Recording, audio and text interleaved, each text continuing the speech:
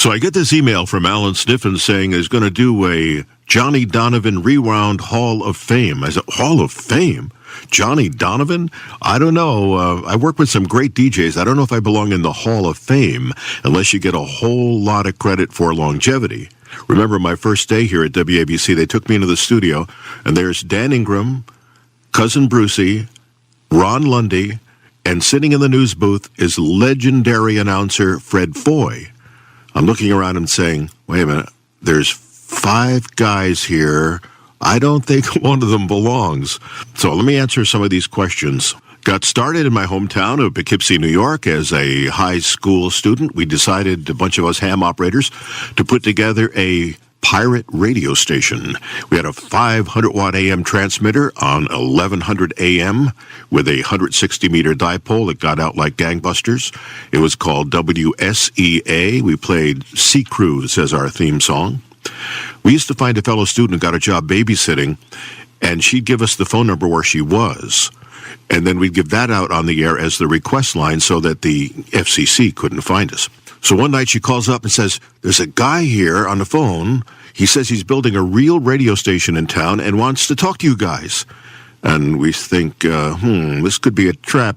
He said, just drive by, you'll see the tower going up. So we drove by, the tower was going up. We dropped in. It was WHVW, Hyde Park, New York. And he hired me to help build the, technical part of it and let me be a DJ. And that's how it all began. I mean, you ask most people in our business here, how did you get into radio? And it's not like you go to school, get a diploma, and you're in. It's like this weird path that gets you here somehow. Well, that's how mine started. That was back in 1963. From WHVW, I moved up to WBAZ in Kingston, New York. Now, I think, off the air. And then from there, down to WMID in Atlantic City, Boardwalk, Sand and Sea. That was a lot of fun. Got a job as program director at WENE up in Binghamton, New York. And then I heard about this DJ opening at KHJ. And I said, KHJ. No chance in hell I'd get a job at KHJ. But I said, I'll send a tape anyway.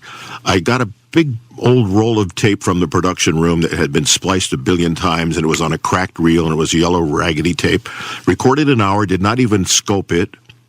Wrapped it up in a paper bag, literally, with my phone number scrawled on the back, and mailed it to Ron Jacobs at KHJ. So later on, a few days later, I get this call, and the voice says, is Johnny Donovan there? And I said, no, nobody by that name. Well, there is now. What do you mean? I'm Ron Jacobs from KHJ. What the heck's wrong with you sending me that piece of crap tape? You didn't even scope it. I said, was it okay? He said, yeah, it was great. You're hired. What? I'm going to KHJ? No, we're going to send you to New York. Oh, WOR is going top 40. Now, don't forget this was 1968. He said, no, the FM. FM? Who the hell wants to work at FM station? He said, we'll pay you, X number of dollars a week. Okay, I'm gone. So that was how I got to New York. Back in my early days in radio, I discovered CKLW, a Drake station. And I listened to the jocks, and I said, everybody I know is trying to be Dan Ingram. It's not going to happen because nobody else can come close to being Dan Ingram. So I'm going to be a, quote, Drake jock, unquote. That's how I got into that groove. Working at a Drake station was an interesting experience under Sebastian Stone. When you first get there, they would drill into you the precise, exact format, not only when to say things, but exactly how to say them. I mean, it took like 20 minutes to do the ID correctly. So once we get that all straightened out and got it down pat, and you'd have music meetings, and they'd listen to it, and they'd critique it, and then finally they'd stop bothering you, and you could start drifting a little bit from the format and adding a little of this and a little of that. I once ran into Bill Drake personally, and I asked him, what's the deal? How long can I actually talk between records if I so desire? And Bill said, you can talk for an hour if you want to, but I damn well better be loving it. Now talking an hour is never going to happen with me, but I'm glad you could if you wanted to. Now, doing the all-night shift at WOR-FM was kind of exhausting because you had 2.5-minute records, and you had to talk between almost every one of them.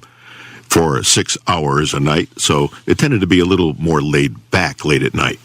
Now, slowly but surely, WORFM started creeping up on WABC in the ratings. And ABC, being such a big-time company, said, how can we mess them up? What we'll do is we'll hire all the jocks, all the major jocks, and we'll just wipe that station out. So they actually did that. They hired most of the DJs and sent them around the country. They called me up and said, we want to hire you, and what are you making? Okay, we'll pay you more than that. Come over and start next week. So I go over there. What shift? Oh, we haven't thought of that yet. Why don't you go home and, we'll call you when the time is right. So a couple of months passed. I sat at home, had a long vacation.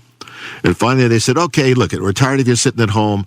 Why don't you come in and be like the second deep weekend guy and do Sunday nights? All right, why not? People thought I was in the mafia or something because I never went to work. So I did that for a while, and then slowly but surely ended up from noon to 3, which was kind of fun. That's almost like not working either. Now, being a DJ at WABC was so much different than WOR. I was so used to being heavily critiqued, and, every couple of weeks you'd do a meeting with the program director. So finally one day I go into Rick Scalar, our program director here, and I said, Rick, I've been here a long time. You've never said a word to me. Anything I can, adjust, do a little different. He jumps up in his theatrical way and he slams the desk, turns red in the face, says, I pay you a lot of money to do what you're doing. Keep doing it and get out of my office. Huh. Okay, that's a change of pace. I like that. You can probably name a handful of great big-time personalities who were Drake jocks, but the guys on WABC that I know, they were almost universally big-time personalities. And you know what the funny thing is? They were almost exactly the same in person as the thing they did on the air. If you heard them on the air, that's how they were in person. If I only had known back then what was going on would have been important to remember. I would have paid a lot more attention, but I was just having big fun. All I can say is from my very first days at my pirate radio station, WSEA, all the way up to WABC, it sure has been a whole lot of fun and a lot better than actually having to work for a living.